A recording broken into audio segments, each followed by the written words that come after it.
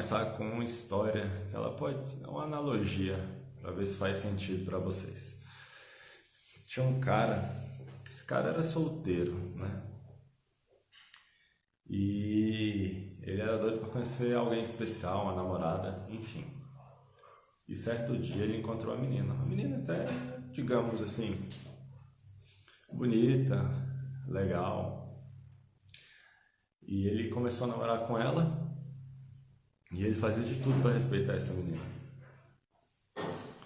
né? De tudo mesmo, de tudo. Tudo que ele acreditava para respeitar ela. Tratava ela bem, perguntava se tudo para ela era de acordo com o que ela queria, né? E ela até correspondia de maneira à altura, né? Às vezes era uma incógnita, mas ela correspondia, né? E ele, sem muita informação, tentava fazer de tudo por ela, né? Eu falo sem muita informação porque era um relacionamento novo, né? Por mais que conversasse, ele só tinha aquilo que a menina falava sobre ela. E, enfim, o relacionamento deu certo, eles viveram bem, as coisas fluíram, né? Aconteceu o que tinha que acontecer num relacionamento coerente, né? Ele respeitou e esse respeito gerou nesse relacionamento boas ações, né? Tratou certas feridas, bom dia Vinícius, que talvez, provavelmente ela tinha. E só que tinha um problema. Esse nosso amigo que arrumou essa namorada e fez de tudo para ela, ele chegou a um certo momento da vida que ele percebeu que essa menina não tinha família, não tinha ninguém, ela nunca tinha falado de onde ela veio, ela nunca tinha falado sobre os pais, sobre os avós. Só que como ele estava encantado, ele nunca parou para pensar, né? Ele só viveu essa aventura, esse namoro, e nunca questionou de onde essa menina veio. Enfim, a menina é a individualidade biológica. O namorado somos nós, professores.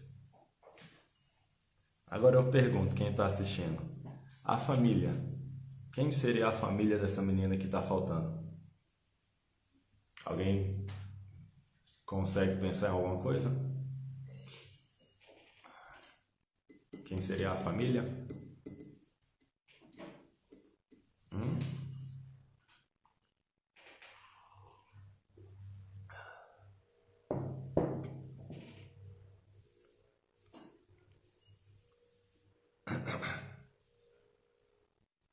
Alguém sabe quem seria a família? Porque o professor, o namorado, fazia de tudo em respeito à menina, em respeito à individualidade biológica, né? E até fluía bem, né? Até curava as feridas que ela tinha no coração, as alterações posturais, as síndromes.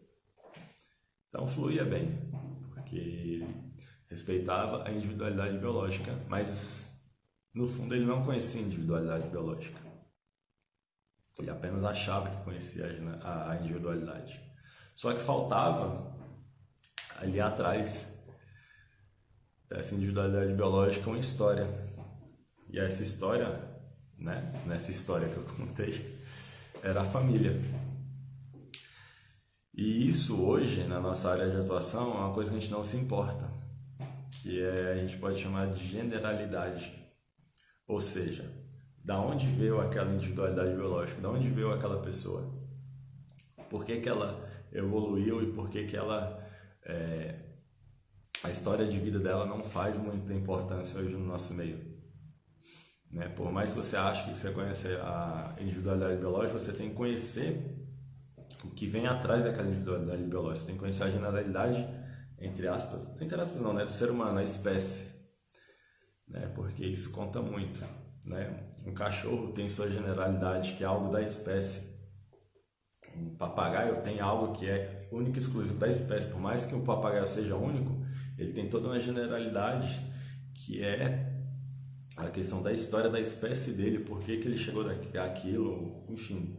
Todos os seres hoje têm uma evolução. Por mais que nós viemos de um ancestral único, né? Lá no início, há mais de... agora a data, né? Acho que há 200 milhões de anos, 200 ou 300 milhões de anos, quando o primeiro peixe foi para a superfície, enfim. Então nós somos descendentes dele. Só que cada espécie tem um histórico único, né? Tem uma generalidade específica. E aí a gente não se apega nisso. Aí vocês devem estar se perguntando, tá, mas o que isso importa na nossa prática, na nossa musculação baseada em evidências? Vamos falar do ombro. O ombro, quando você faz elevação lateral, elevação frontal, enfim, crucifixo inverso, você tenta dar ênfase no manguito, fazendo as rotações, né? Você faz a ativação, estabilização de escápula para fazer uma puxada média supinada, enfim. As ações do ombro, como eu acabei de falar, são ações, né? Você faz uma elevação lateral, é uma ação. Você pode ver isso na questão de individualidade biológica, se o aluno tiver alguma alteração. Eu mesmo tenho um aluno que ele tem uma certa ossificação, né? O médico não soube explicar de onde veio. Então toda vez que ele faz, ele tem uma percepção que ele está torto, mas por mais que eu esteja olhando, eu não tenho essa percepção, ele tem a sensação que o ombro dele está sempre levantando. Então isso aí seria a individualidade biológica dele. Esses movimentos, flexão, extensão, abdução, elevação lateral, napoleão, enfim, isso tudo é ação. Só que a gente esquece da história desse ombro. Por que ele tem essas ações? Porque a gente esquece da função do ombro. Aí entra a história, entra a generalidade da espécie Homo sapiens, que é a função desse ombro. Então, assim, a gente pode trabalhar os movimentos, as ações, não tem problema nenhum, né? Mas a gente esquece muitas das vezes da função, né? Principalmente para quem trabalha com reabilitação, a função ela é extremamente importante. Qual seria a função do ombro? Primeiramente é manter a cabeça do ombro acoplada na cavidade glenoide, juntamente com o manguito rotador. Por mais que o manguito rotador faça as rotações internas e externas, a função do manguito rotador é manter essa cabeça acoplada. E a outra função do ombro é a que a gente chama, né, braquiação, ou seja, é você ficar pendurado, porque o ombro mantém a questão uma contração isométrica, que aí mantém esse acoplamento do úmero na cavidade glenoide. As pessoas acreditam que pendurar você gera um alongamento. Na verdade não, você gera um tensionamento. Porque se o ombro relaxa e alonga, os ligamentos glenomerais, tanto inferior, médio e superior, eles não vão resistir e você vai ter um rompimento desses ligamentos. Então, assim, a individualidade biológica é importante, mas verdadeiramente a gente não vai conhecer a individualidade biológica sem buscar a generalidade da espécie. É igual eu falei, você tem essa namorada, mas se você não conhece a família dela, você nunca vai conhecer ela a fundo. Então você tem que saber a história, você tem que saber por que aquele membro evoluiu, qual é a função que fez a seleção natural manter aquele segmento.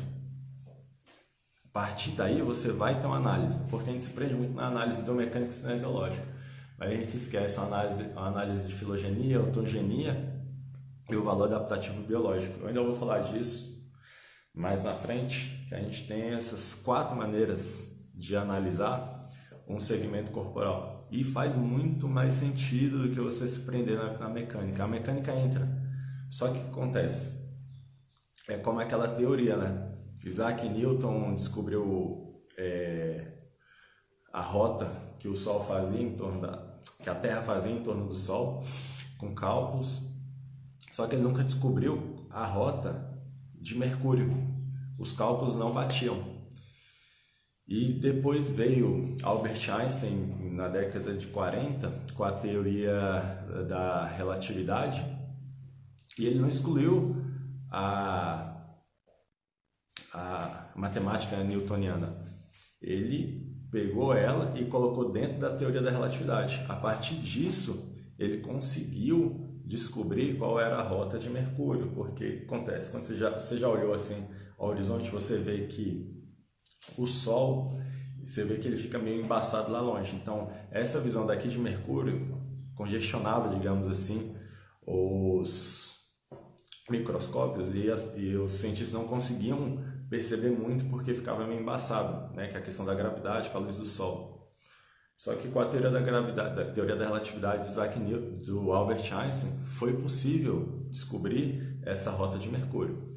Então, quando eu falo que a biomecânica ela é limitada, quando eu falo que a biointegridade responde às lacunas da biomecânica, eu não estou excluindo a biomecânica em si. Eu só estou falando que ela precisa ser complementada.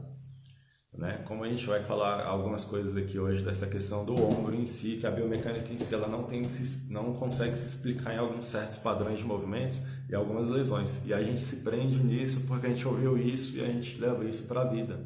E não é bem assim. Né? A própria Shirley Sarma se retratou em 2015 no artigo, falando que não faz sentido olhar para o movimento único e exclusivamente pensando no sistema musculoesquelético.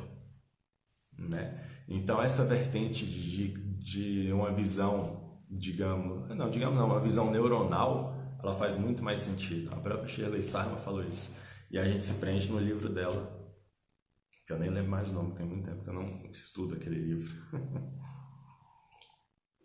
Então ter um prisma diferente e completar essa visão sobre o ser humano faz total sentido. Beleza? Vocês estão entendendo aí? Vocês ficam quietinhos, caladinhos, eu não sei se está fluindo.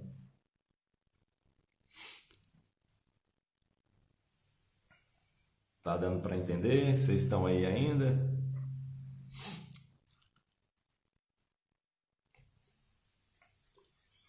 Então bora lá. Quando vocês falarem, eu estou dando continuidade. Lembra da regra que eu falei, né? Nunca sentar de maneira confortável, pois a dor está ligada à inatividade. Então sempre se movimente quando estiver sentado. Por que essa função? Bom dia, Domingos.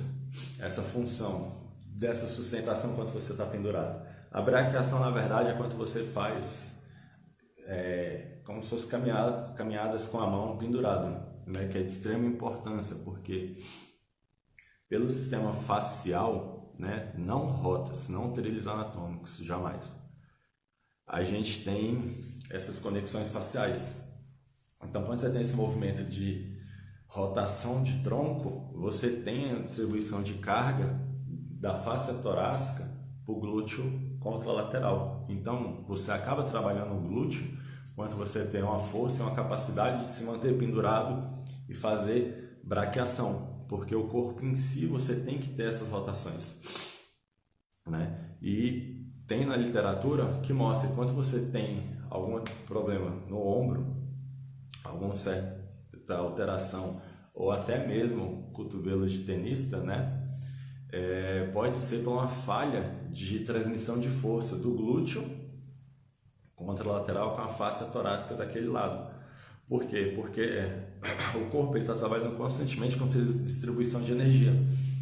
Então, quando você tem alguma alteração nessa face de rotação, o ombro em si, o cotovelo, ele tem que fazer mais força, porque ele não está recebendo a transmissão de força que vem dessa face. Então, acaba que o ombro ele tem que gerar mais força. O sistema nervoso ele faz essa adaptação e, consequentemente, a gente acaba tendo uma sobrecarga desse ombro que pode gerar dor, assim como um epicondilite, né, que é o famoso cotovelo de tenista. Então, o fato de você se pendurar, você tem uma ativação total dessas faces, né, consequentemente, pelo fato que você não se alonga quando pendura, você gera um tensionamento para manter essa suspensão e, consequentemente, você tem digamos assim, seu ombro acaba sendo mais saudável, porque você está fazendo o quê? Você está trabalhando a função desse deltoide. Você não está simplesmente só trabalhando a ação, entendeu? Então a gente tem que se prender em ação muscular, a gente tem que entender o que é ação muscular e o que é função muscular, porque a gente, para poder manter uma estabilidade de um segmento, a função ela tem que ser primordial.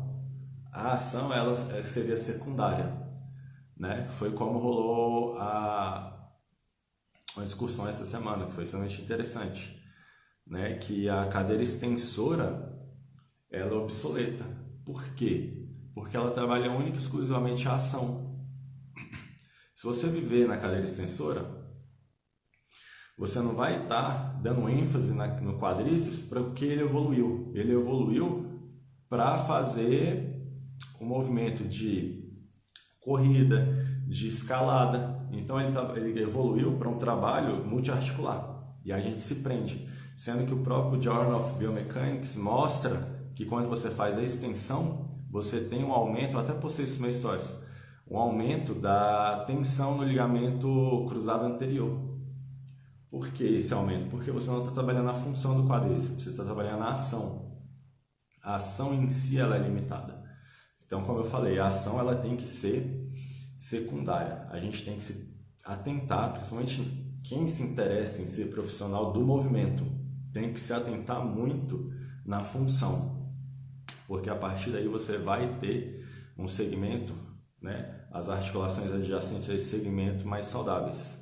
Para quem está entrando agora, a gente estava falando de individualidade biológica. Se você não entende a generalidade da espécie do ser que você está trabalhando, no caso seria o Homo sapiens, você fica perdido, você nunca vai saber o que é individualidade biológica, né? Se você não saber a generalidade da espécie Homo sapiens, se você não saber a história de onde ela veio, o porquê que ela veio, né? Principalmente a ontogenia. A ontogenia mostra como esse ser evoluiu.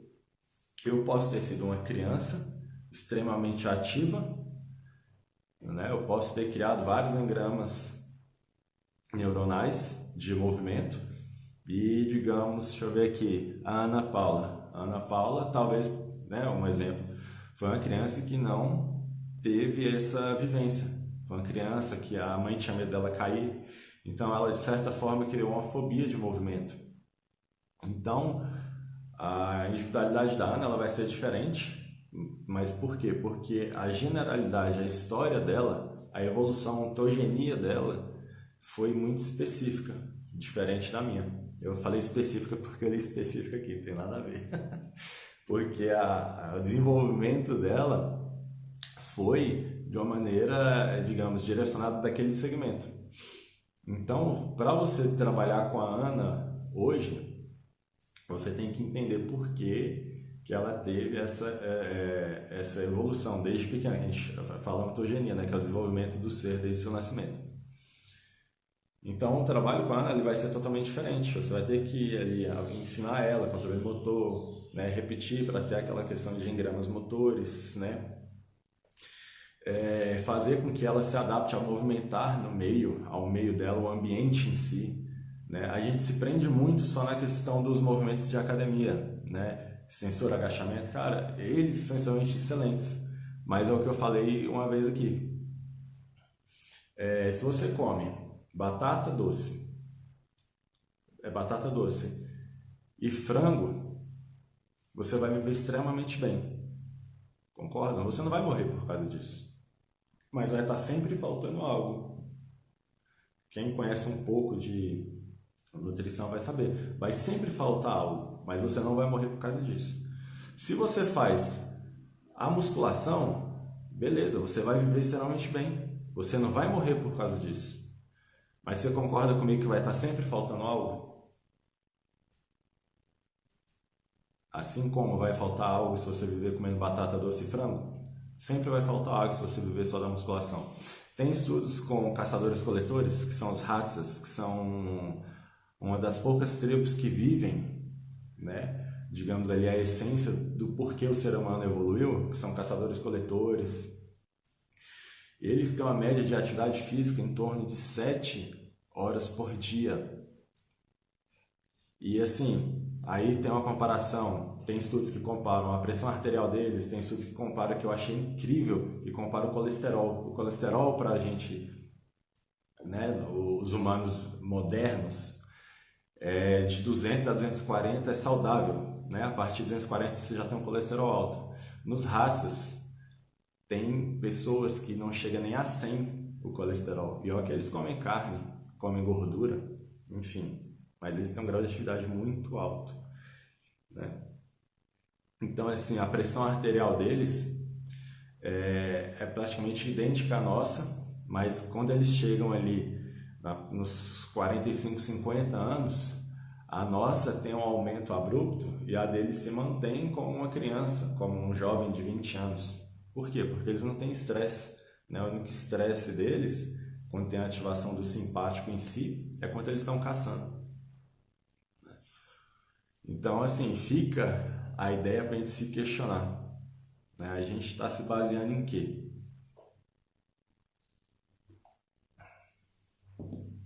Então, vamos voltar lá para o nosso ombro. Sim, Ana, é extremamente importante a educação física escolar. Só que, assim, o problema é uma palavrinha que a gente aprende na faculdade. Uma palavra não, é uma frase que a gente aprende na faculdade. Não, na verdade, a gente não aprende na faculdade, a gente questiona-se na faculdade. E quando a gente vai amadurecendo, a gente vai vendo as necessidades, aí você tem que correr atrás. Que é aquela famosa, para que eu tenho que aprender isso? Quem nunca falou isso em alguma matéria da faculdade? Quem nunca falou isso na aula de iniciação científica? E hoje está aí.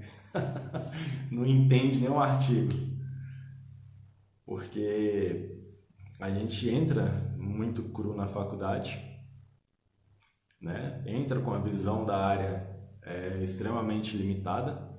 Eu mesmo entrei porque eu queria ser professor de musculação e trabalhar com atleta. Então eu só queria ir lá e pegar meu diploma porque eu já sabia tudo sobre musculação. E foi daí que eu penei, porque eu deixei de aprender muita coisa. Aí não adianta falar que a faculdade é ruim. Você que é burro, eu fui burro e não soube aproveitar do que a faculdade me ofereceu. Lógico, tem que ter uma revisão. Eu já dei aula em faculdade, cara, é extremamente... Pô, você pega a pessoa no primeiro semestre e dá aula de bioquímica, né? Eu dei aula de bioquímica, anatomia e treinamento esportivo. Você vai lá, a pessoa nunca teve contato. Lógico, eu entrei com revisão de células, enfim. Mas você falar de bioquímica no primeiro semestre é surreal para quem está vindo do ensino médio ou para quem está parado há sei lá quantos anos e começa uma faculdade. Então, é um certo pecado a faculdade, né? Para a gente começar, a gente não tem uma indução a uma iniciação, digamos, saudável, a gente já começa na pauleira.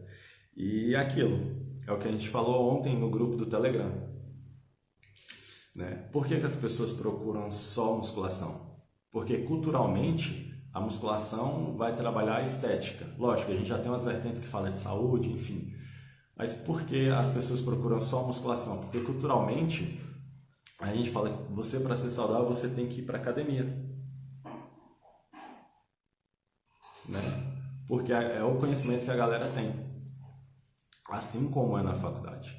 Se você quer entender de musculação, essas coisas, você tem que ir para a faculdade, mas você tem um conhecimento que é um conhecimento, digamos, entre aspas, né? Respeitando várias pessoas, a individualidade, enfim. Você tem um conhecimento que é muito de manada. Então você tem essa crença. Mas aí você vê, né? Voltando aqui para a musculação. Quando surgiu o CrossFit, quando surgiu o Pilates, você vê o tanto de pessoa que essas duas modalidades, entre aspas, roubou da musculação, mostrando que a galera começou a conhecer coisas diferentes. Então elas buscam isso.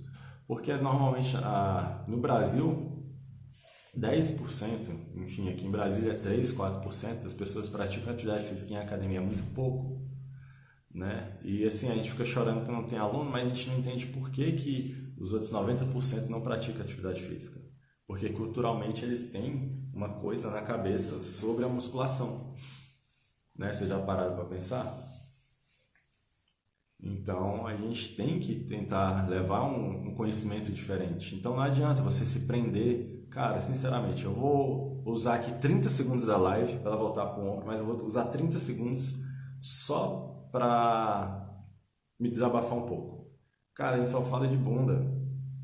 Cara, tá todo mundo postando bunda, por quê? Porque bunda tá sendo marketing. Sacou? Então, tipo assim, é o que eu falo. A mesma bunda que te dá dinheiro é aquela bunda que queima a sua profissão e mostra a superficialidade da profissão. Então, fechou meu desabafo? Sim, Ana. Cara, eu fico extremamente chateado porque eu perdi aluno na quarentena, sim. Mas o que eu fui obrigado a fazer? Me adaptar ganhando menos. Me adaptei, sobrevivi, estou continuando. Foi extremamente importante. Agora eu vejo profissionais chorando para a academia abrir, enfim. Cara, a pandemia mostrou que a gente não precisa de academia, a gente não precisa ser escravo de empresário pagando taxa. Só que a galera não aprendeu. Enfim, vamos voltar para o nosso ombro. Então, o nosso ombro ele é datado, ele é triplanar, né? Ele trabalha tanto no plano sagital, frontal e transverso, né? A gente tem o nosso famoso ritmo escapulohumeral, que quando você tem uma abdução, eu vou falar aqui que eu não me atualizei nessa questão do ritmo escapulohumeral. Se eu estiver errado, pode me corrigir aí. Quando você tem um movimento de 0 a 30 graus, é somente o ombro, 0 escápula. A partir de 30 ali até 60 graus, você começa a ter na proporção 2 ombros e 1 escápula. Quando você tem ali de 60 a 90 graus, você tem uma ação de 2 para 1, ou seja, você tem maior rotação superior da escápula com menor ação do deltoide, mas ele ainda está atuando. E quando você vai de 90, 120 para 180, você tem a ação da escápula e da lombar que faz uma leve inclinação lateral para você complementar o movimento, correto? E a gente se prende no ritmo escapulo-humeral, né? A gente tem essa tendência de fazer a avaliação. Não que a avaliação seja desnecessária, ela é válida sim, tem que fazer, tem que avaliar. Mas só que se a pessoa se você considera essa pessoa com a discinese escapular, você vai lá e quer fazer o quê? Você tenta corrigir. Aí você tenta colocar um padrão. Aí eu volto lá no início da nossa história, do cara que arrumou uma namorada, fez de tudo por essa namorada, e a namorada ele até era acertativo com a namorada. Só que ele não conhecia a namorada direito porque ele não conhecia a história dela, ela não tinha família, ou seja, a generalidade dela, as raízes dela, por que ela estava ali, como ela chegou ali. Então ele não conhecia ela. Então o que aconteceu? Por mais que ele fizesse tudo, ele não ia conhecer ela nunca. Então, por que você quer corrigir a discinese escapular de todo mundo? Sendo que na literatura não consegue associar, não tem nenhum artigo, nenhum estudo que associa discinese escapular com dor no ombro. Muito pelo contrário.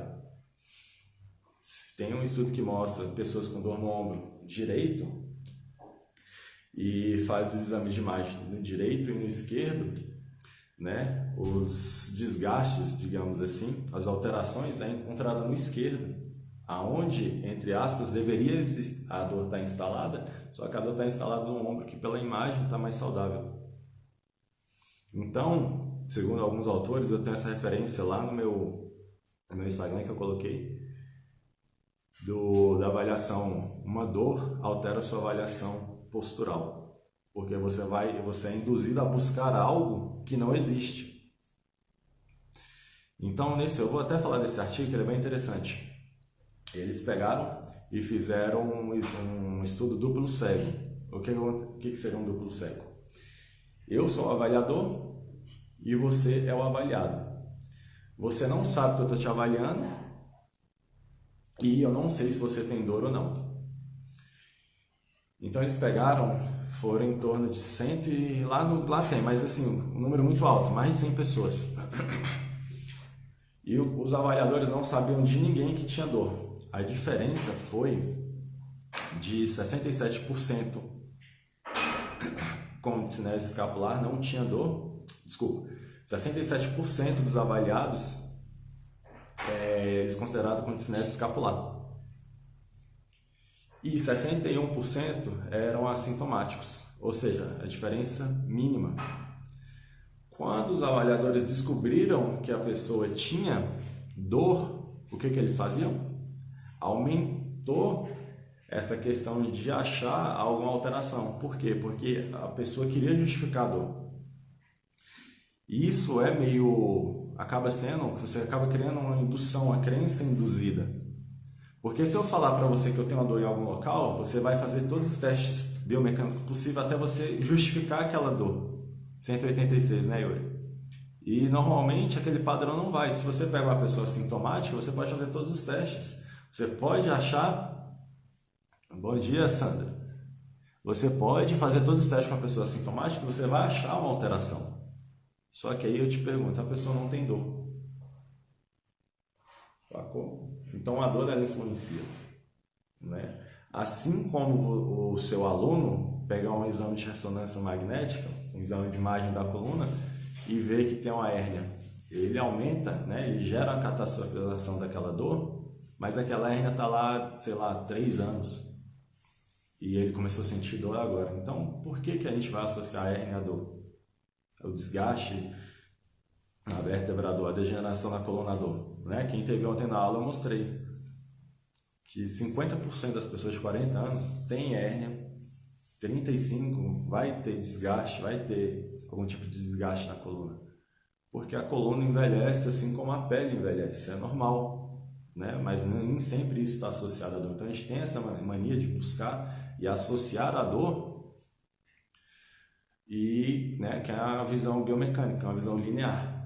Se essa peça não funciona, vai ter uma dor instaurada. Mas se a gente parar para a mente, não é um Lego, né? Então, essa é a ideia.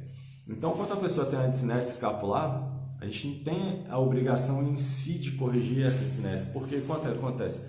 Nós não temos hoje, né, na nossa cultura moderna, muito padrão de ficar com o braço para cima. Então, quando você pega o seu aluno que nunca fez nada, é sedentário e é assintomático, não tem dor, e pede ele para levantar o braço, cara, o sistema nervoso central vai fazer o melhor possível para aquele braço. E o melhor possível daquela pessoa com a discinese escapular, aquele movimento é tão bom quanto uma pessoa que não tem discinese escapular. Por que que a gente fala que esse movimento é ruim? Ele é assintomático. E assim como 80% das pessoas vão sentir dor lombar no decorrer da vida, tem um estudo que mostra que 63% das pessoas vão sentir um dia dor no ombro, por mais que sejam ativas. Por quê? Porque a gente vive uma incompatibilidade. A gente evoluiu para um certo tipo de terreno e a gente está vivendo num ambiente que é totalmente diferente. Vocês querem ver como a incompatibilidade do ambiente é extremamente importante? Pega um astronauta. Qual é a maior dificuldade da NASA mandar alguém para fora? É a incompatibilidade, porque a gente vive aqui, a gente se adaptou à gravidade. A gravidade molda nossos ossos, fortalece nossos ossos, nutre as nossas articulações. Você manda esse cara para Marte, para a Lua, enfim, para a estação espacial, e a maior preocupação é a saúde, porque ele não tem gravidade, então, ou seja, a estrutura óssea dele enfraquece muito rápido, a musculatura dele fica fraca muito rápido. Então, vocês conseguem perceber qual é a incompatibilidade do ambiente?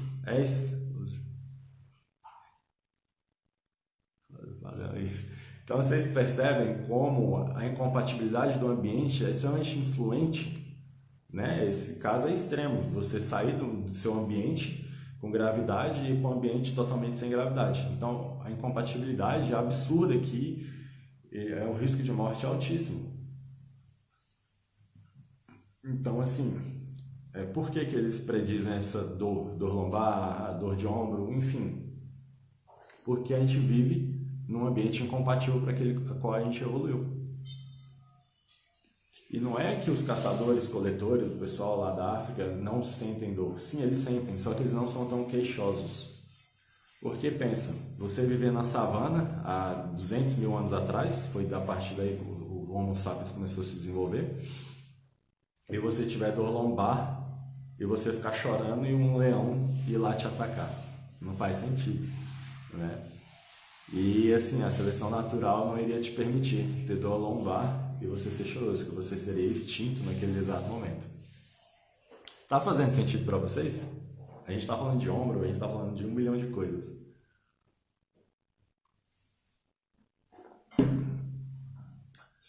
Sim, é como o Yuri falou. Os videntes dizem que irá gerar lesão porque ele está fora do padrão. Eu falei ontem, eu esqueci, me perdoem. Na União Soviética, foi daí que começou os estudos de coordenação motora, né? E o que acontecia? Eu tenho que lembrar o nome dele, eu estudei, está anotado no caderno aqui. Ele começou a estudar a martelada, isso na União Soviética nas fábricas, as marteladas daqueles funcionários, né, que eram mais experientes e que produziam mais. Então eles tentavam padronizar, estudavam aquela martelada, analisavam aquelas marteladas para tentar gerar um padrão, para passar esse padrão para os menos experientes para eles produzirem.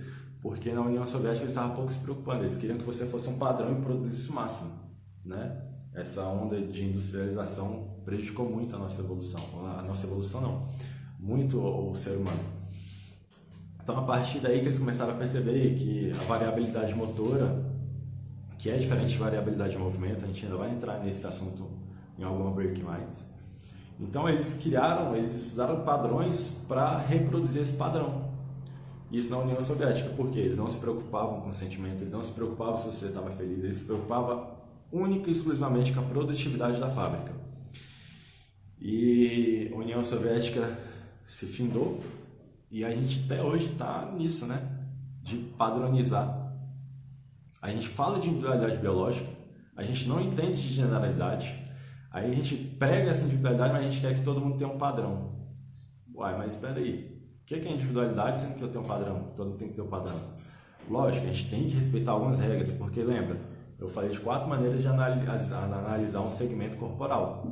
Mecânica está no meio. Lógico, a gente não vai chegar de qualquer jeito agora, puxar, treinar, enfim. Mas você não pode querer que o fulano A tenha o mesmo padrão do fulano B.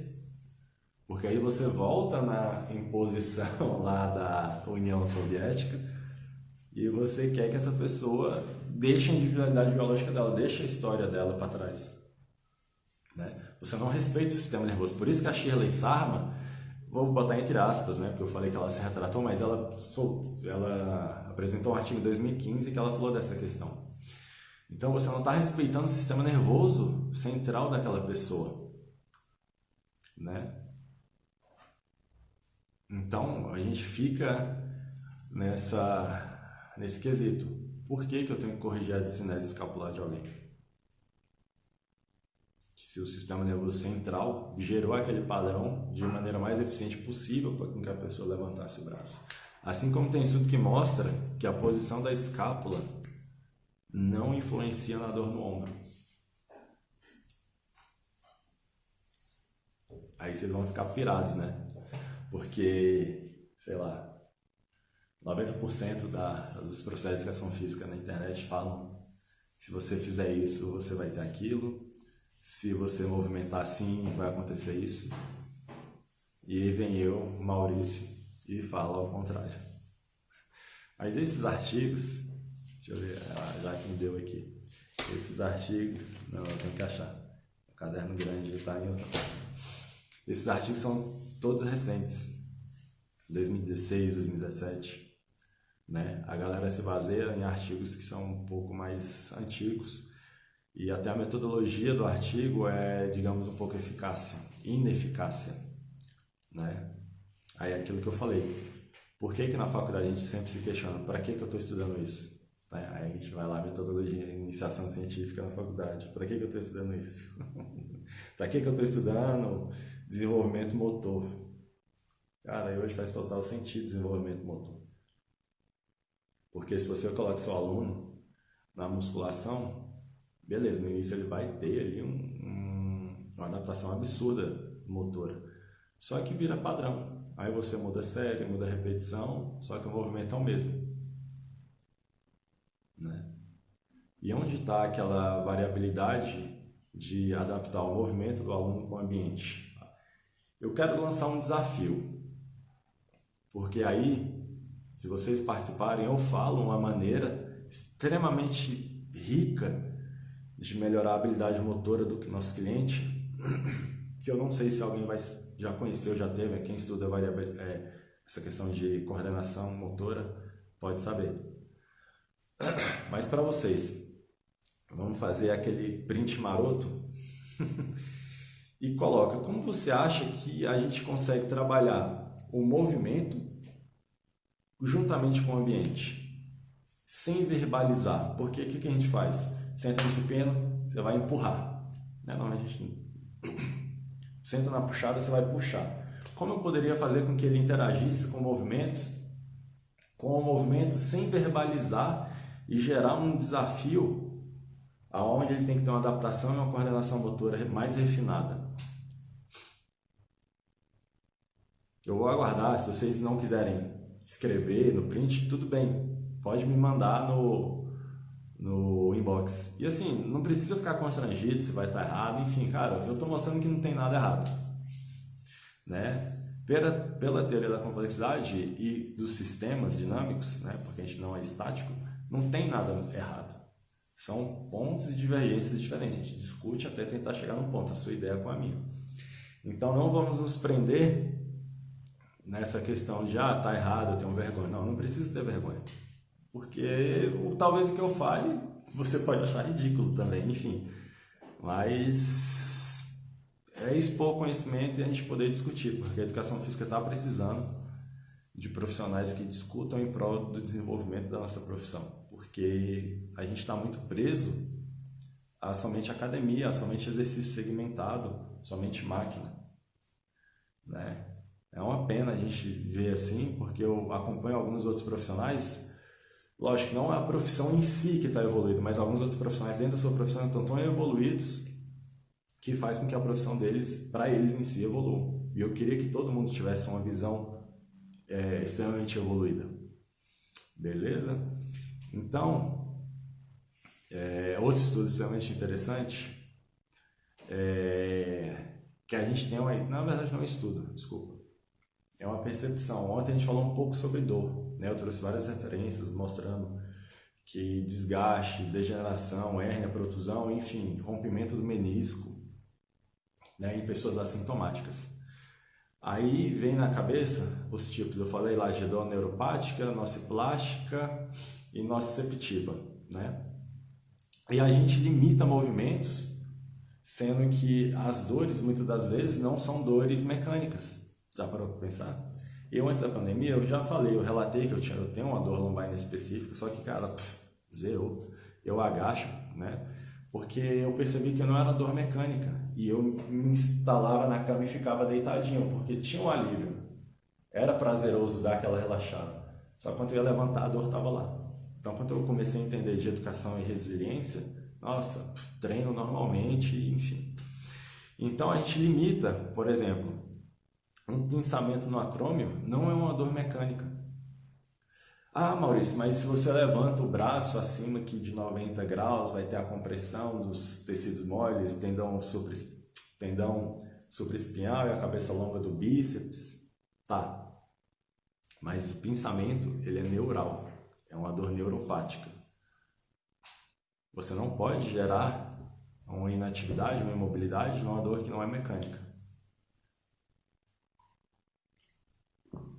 Então você tem que gerar um movimento. Só que você tem que adaptar aquele movimento para aquele momento do indivíduo, né? Até buscar a total recuperação. Porque quem trabalha, vamos dizer, se você tem um certo rompimento no ligamento, quem vai mexer no tecido é o médico. O fisioterapeuta entra tentando adaptar aquele sistema da melhor maneira possível para se movimentar, né, livre de dor, ou se tiver dor, ensinar ele a não associar o movimento à dor, porque não é o movimento que está gerando a dor. E aonde entra o profissional de educação física?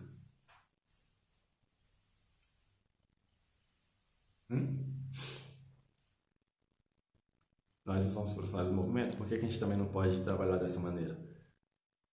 Aí a gente vai entrar só com a questão do condicionamento físico. Então a gente não é profissional de movimento, a gente é profissional de condicionamento. Fica aí mais uma reflexão. A gente tem que pensar um pouquinho além. E outra,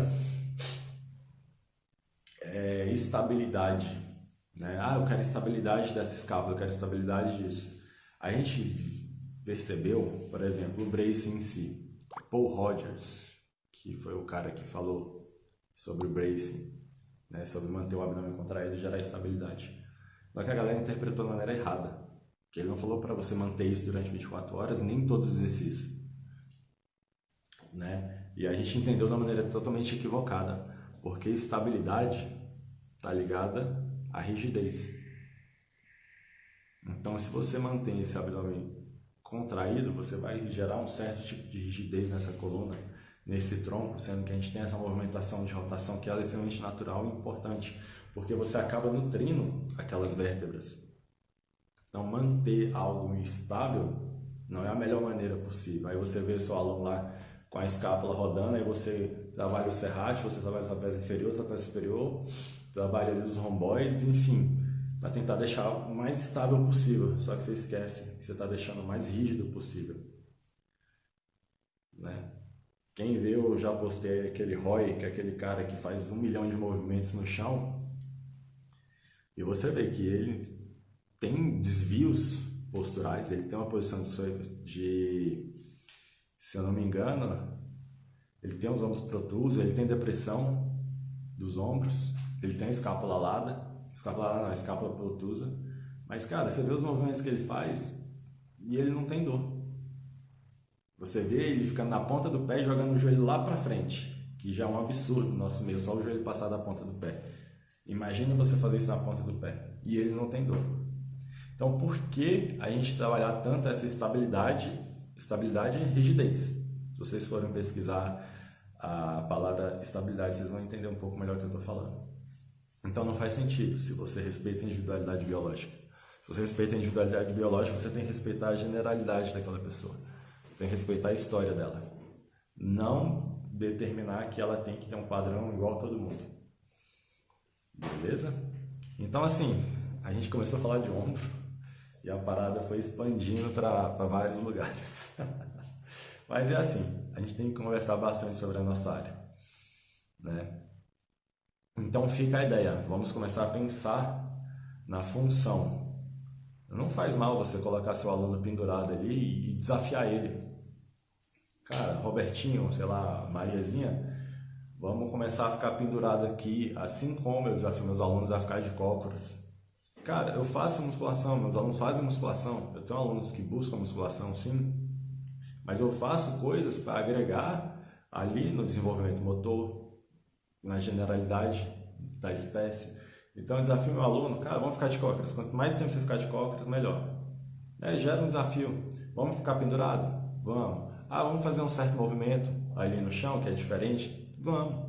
Beleza? Então assim, você vai introduzindo aos poucos, você não tem que chegar e falar, hoje você vai só fazer exercício no chão, rolar, enfim. Não, você vai introduzindo aos poucos, você vai adaptando, você vai gerando alguns desafios, porque isso vai estimular a continuidade do seu aluno, vai trazer um desafio e você vai conseguindo melhorar um pouco mais essa habilidade motora, né? A melhorar essas funções do seu cliente de uma maneira, digamos, lúdica, né? Para que eu aprendi isso na faculdade? Nossa, eu lembro dessas aulas. O que eu quero saber de lúdico? Eu quero saber de musculação. E hoje estou aí, tendo que correr atrás de 1 milhão de coisas que era para eu estar estudado e aprendido lá 15 anos atrás. Mas enfim, essa é a vida. Então, pessoal, nossa live, nossa Breaking Mais, jamais chame isso aqui de live. Nossa Breaking Mais está se findando. Eu de cócoras, vou ficar aqui agora. Na cadeira, tá bom? Então a nossa Breaking Mais está se findando. Eu agradeço de verdade, fundo do coração, pela presença de vocês. E eu acho que merece um print de cócoras, hein? Eu acho que merece um print de cócoras, hein? O que vocês acham? Eu acho que merece um print de cócoras. Eu já fiquei 20 minutos de cócoras. Quem consegue? Quem bater o recorde aí vai ganhar um mês de mentoria, vamos dizer. Eu acho que merece um print de cócoras, hein? Vou ficar aqui até no chão, hein? Parece um print de cócoras, hein? Vamos lá, mais de cócoras aqui, ó. Beleza? Já rolou o print? Gente, então, de verdade, de coração, eu quero que vocês mandem lá para mim como a gente pode integrar o nosso aluno com o movimento e o ambiente. Podem falar o que vocês quiserem, porque acaba que o que vocês falam pode me dar ideia de algo e o que eu vou passar para vocês vai também, digamos, potencializar o pensamento que vocês tiveram. Beleza? Que é isso, Viviane? A gente está sempre junto. Breaking Minds, um mês de presente para vocês. Beleza, pessoal? E a minha vida não é nessa de internet não. Eu vou dar aula daqui meia hora. Beleza? Então, bom dia para vocês e brigadão. Abraço, gente. Tchau.